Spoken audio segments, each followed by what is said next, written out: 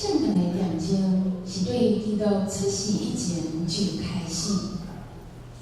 400年久，上帝点点分讲话，对先知马落去最后所通讲的话，到伫惊世个约翰的宣告，对旧约到新约的中间，伫遐无先知、无启示，也无甲伊的百姓有直接的沟通。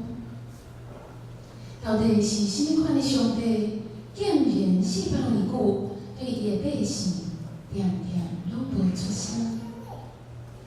伊是对家己所讲的应允有信心的上帝。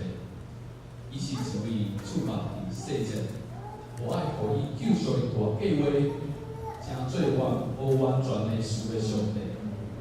你看，当上帝在做工的时，伊常常伫严静中咧做。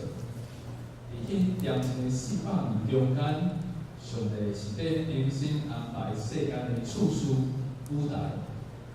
重要的产物已经实现，世界大道拢在用圣经做基础来调整伊的政策。历史中头一寸伊要来论先知所讲的话，上翻译做各种语言，就是当时世界语言迄条文。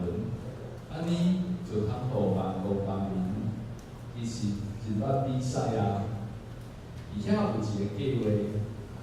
到了快书第4章第7节安尼讲，若是到迄个时期满，上帝才劝伊的囝对负责人来出世伫律法的。总是舞台的布幕犹原看落，上帝要求点点无出声的时，伊的百姓却在后叫伊